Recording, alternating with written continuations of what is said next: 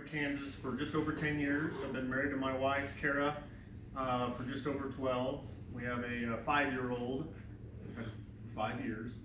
And we love to call Gardner home at the end of the day. A couple of you guys I've seen door to door, matter of fact, all of you. And it's been a real blessing to have a wife and a child that supports me every day, Monday through Thursday, and for 6 to 8 hours on a Saturday to get out and knock on your door. So I really appreciate that, Kara. A little bit about my, I guess my history here in Gardner. As I said, we moved to town about 10 years ago. I got involved in politics when a small minority of people kicked Burlington Northern Santa Fe out of town. It just really made me scratch my head and ask, why in the world would a small group of our community kick such an opportunity out of town? So what I wanted to do is just kind of give you a brief history of kind of what I've done the last 6 years. I started out with the sign committee. Again, Burlington Northern Santa Fe and the de-annexation got me involved. So I started out the sign committee, then I transitioned over to the electric utility board. Then I found myself in the advisory committee, economic advisory committee, and then in the economic steering committee that is supporting the downtown corridor program. Then I was asked by a couple of our police officers to attend the Citizens Police Academy, which I had a blast. I'm so happy that we passed the new police station just a couple of months ago, so that our men and women in blue can have a brand new facility to work in. I also think that would help with recruiting. The other part of the Citizens Police Academy that I enjoyed is I got to throw some lead down range, and that was just a lot of fun to get the coaching from the officers and create that camaraderie. I also attended Gardner U, which was, as Mike said, it was eye-opening.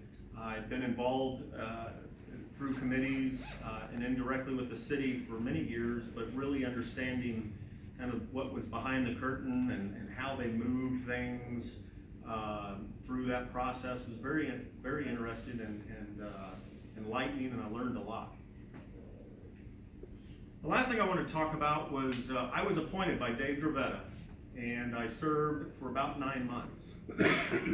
And I've been asked, going door to door, why I didn't do more, why you didn't move the needle. And I said, it's pretty simple. I wasn't elected, duly elected. And so therefore, I didn't feel like I had the support of the community to move the needle. I really had the opportunity to fill a vacant seat that Brian Brocksterman left and maintain. We were coming out of a pretty hard recession from 2008, and I wanted to maintain. I did ask some questions along the way, but I didn't want to move the needle far left or far right because I wasn't duly elected. And I think that's important to say here this evening. Ladies and gentlemen, myself and Mike, and it's going to be very easy to pick on the other two, but I'll just say this for the record. This is our final interview before November 7th. And I want this job. And that job is going to be provided by the number of votes that I get. But this is my final interview today. If I were to do what they're doing and not show up to a final interview in the professional world, I probably wouldn't get the job.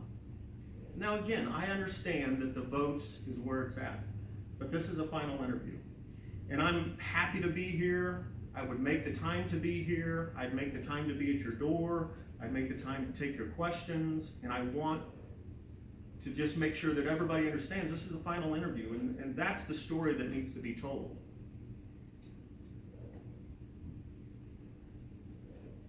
With that being said,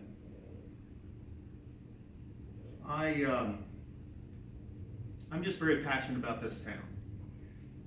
I've been involved in the town before elections, after elections, during elections. I'm involved. The case for me of not being involved is not an issue. I don't show up on May 20th and campaign until November 7th and then go home. Whether I win or lose, November 8th, I'll be just as involved as I was November 6th, because I like this community. We're raising our child in this community. And I want to make sure that it's a safe community. I want to make sure that our elected leaders are living within the budget of the tax revenue, which is about $60 million. I want to make sure that we're bringing growth and opportunity to our community beyond just warehousing. And therefore, I'm going to stay involved, no matter the outcome.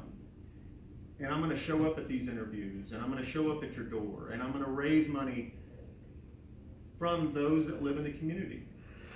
So ladies and gentlemen, I just appreciate the opportunity to be in this final interview, and I look forward to your questions today. Thank you very much.